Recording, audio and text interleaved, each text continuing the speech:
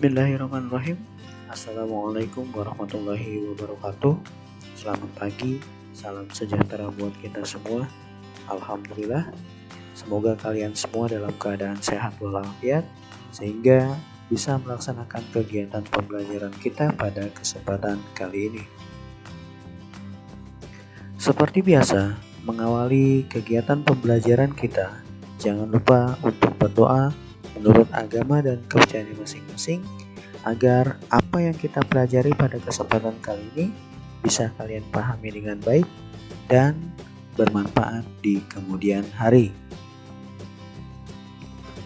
Pada kesempatan kali ini kita masih di tema yang ke-6 untuk mata pelajaran IPS, upaya mempertahankan kemerdekaan. Tapi sebelum masuk ke materi, kalian perhatikan terlebih dahulu standar kompetensi dasar, dan juga tujuan pembelajaran yang akan kita capai pada pembelajaran kali ini.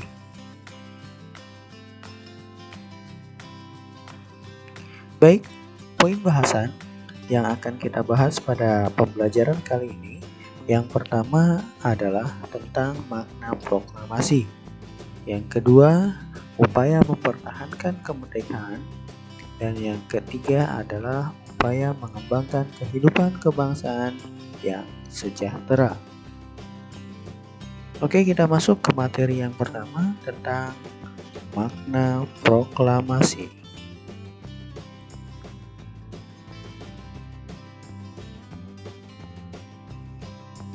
Pengertian proklamasi.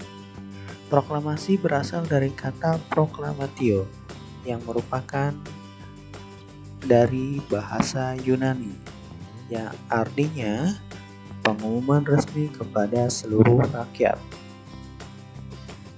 Soekarno-Hatta atas nama bangsa Indonesia memproklamasikan kemerdekaan Republik Indonesia pada tanggal 17 Agustus 1945.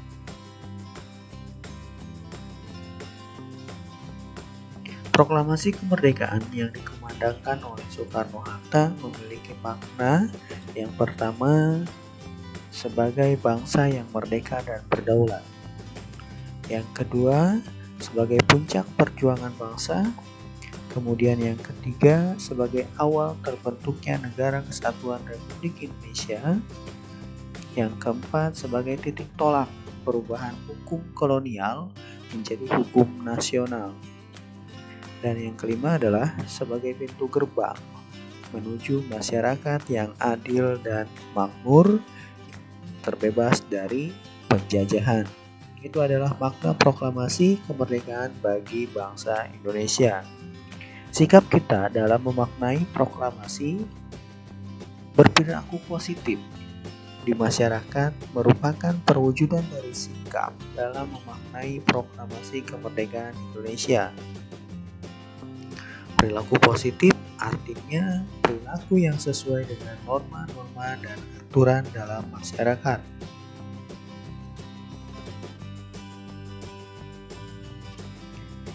Perilaku positif terhadap makna proklamasi kemerdekaan adalah perilaku yang kreatif, kritis, mandiri, berani membela kebenaran, dan menjunjung tinggi prinsip-prinsip, asas-asas, serta tujuan hidup bernegara.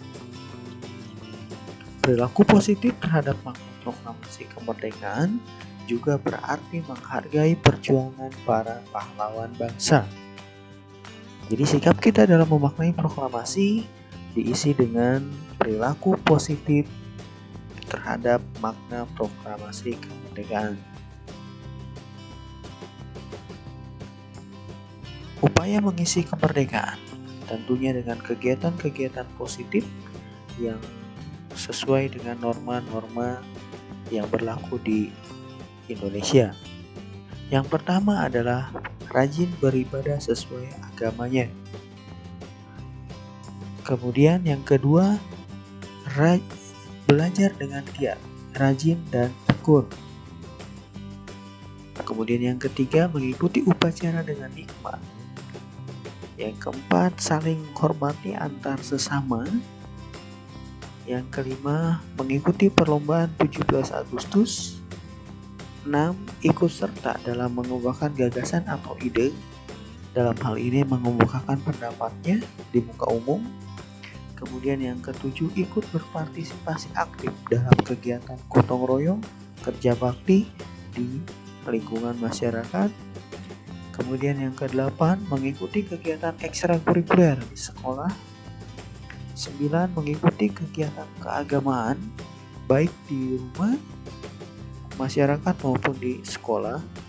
Dan yang terakhir adalah membaca biografi pahlawan nasional sebagai bentuk penghargaan untuk mengenang jasa-jasa para pahlawan kita dalam menegakkan kemerdekaan dan juga mempertahankan kemerdekaan. Itu upaya kita dalam mengisi kemerdekaan yang diisi dengan kegiatan-kegiatan positif. Kemudian kita masuk ke materi yang kedua tentang upaya mempertahankan kemerdekaan.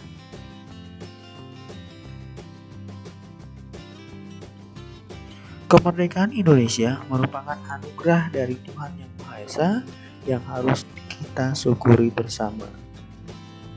Oleh karena itu, kemerdekaan harus dipertahankan serta diwujudkan dalam tindakan nyata guna mencapai tujuan nasional.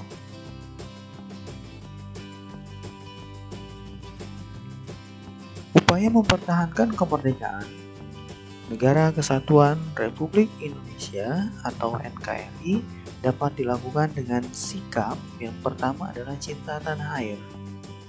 Untuk mempertahankan kemerdekaan, kita harus memiliki sikap yang pertama adalah cinta tanah air. Yang kedua, membina persatuan dan kesatuan. Dan yang ketiga adalah rela berkorban. Itu adalah sikap yang harus kita miliki dalam upaya mempertahankan kemerdekaan Negara Kesatuan Republik Indonesia. Seperti apakah perilaku-perilaku yang mencerminkan sikap cinta tanah air, membina persatuan dan kesatuan, serta rela berkorban? Seperti apa perilaku-perilakunya? Akan kita bahas di slide selanjutnya. Perilaku-perilaku warga negara Indonesia yang mencerminkan sikap cinta tanah air adalah yang pertama, melestarikan budaya bangsa. Kemudian yang kedua, menjaga kelestarian lingkungan. Dan yang ketiga adalah rajin belajar. Itu 3 contoh perilaku yang mencerminkan sikap cinta tanah air. Kemudian yang kedua, perilaku-perilaku warga negara Indonesia yang mencerminkan sikap membina persatuan dan kesatuan adalah yang pertama, berteman dengan siapa saja tanpa membeda-bedakan suku, ras, agama, ataupun yang lainnya. Kemudian yang kedua, mau mempelajari kesenian dari daerah lain. Yang ketiga, menolong siapa saja tanpa membeda-bedakan suku, agama, ras, ataupun strata sosial.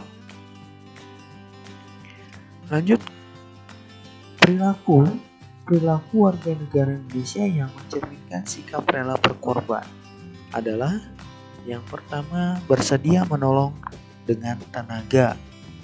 Yang kedua, bersedia menolong dengan pikiran. Dan yang ketiga, bersedia menolong dengan harta. Ini perilaku yang mencerminkan sikap rela berkorban. Menolong tanpa imbalan dengan menggunakan tenaga, pikiran, dan harta.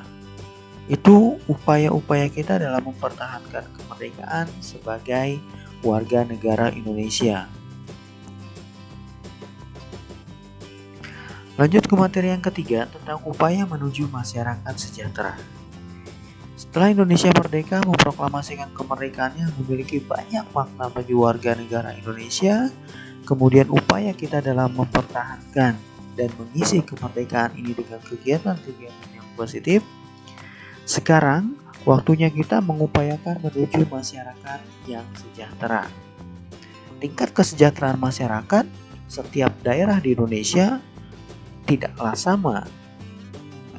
Perbedaan-perbedaan kesejahteraan ini disebabkan oleh beberapa faktor. Perbedaan tingkat kesejahteraan masyarakat diantaranya disebabkan oleh pendapatan setiap kepala keluarga yang berbeda-beda, ekonomi dari setiap masyarakat, dari setiap keluarga berbeda. Kemudian kemiskinan juga menjadi faktor penyebab perbedaan tingkat kesejahteraan di Indonesia. Letak geografis juga. Letak geografis ada yang daerah perkotaan, daerah pedesaan, berarti tingkat kesejahteraan masyarakat pun berbeda. Globalisasi lebih condong ke daerah perkotaan, sehingga kesejahteraan masyarakat daerah perkotaan di atas rata-rata. Lapangan kerja, kualitas masyarakat, dan persebaran penduduk itu adalah faktor penyebab dari perbedaan tingkat kesejahteraan masyarakat yang ada di Indonesia.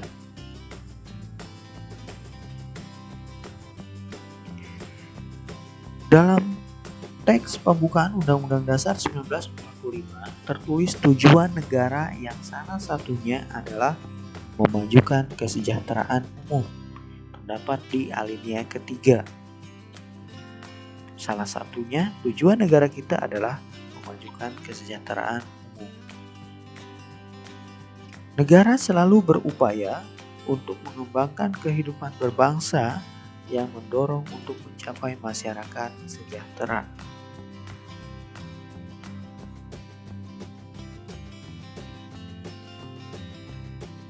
Banyak upaya yang dapat ditempuh untuk mewujudkan masyarakat yang sejahtera. Salah satunya, upaya yang ditempuh tidak hanya dilakukan oleh negara, namun harus juga didukung oleh seluruh masyarakat Indonesia.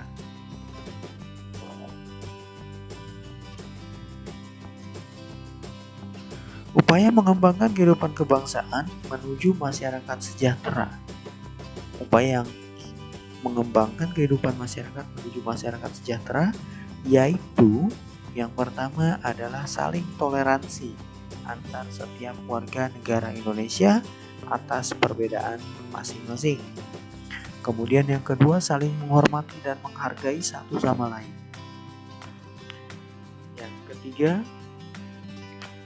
pemerataan pembangunan ke seluruh pelosok negeri. Yang keempat, memperbanyak lapangan kerja untuk mengurangi pengangguran. Yang kelima, memperbaiki fasilitas umum. Dan yang keenam adalah membayar pajak. Itu adalah upaya-upaya untuk mengembangkan kehidupan kebangsaan menuju masyarakat yang sejahtera. Kalau kita saling toleransi, saling menghormati, kemudian pemerataan pembangunan itu merata ke seluruh pelosok negeri, kemudian lapangan kerja juga diperbanyak, fasilitas umumnya memadai, dan juga kita sebagai warga negara taat pajak, insya Allah Indonesia ke depan akan menjadi negara yang maju, negara yang masyarakatnya sejahtera. Itu adalah upaya-upaya mengembangkan kebangsaan menuju masyarakat yang sejahtera. Terima kasih.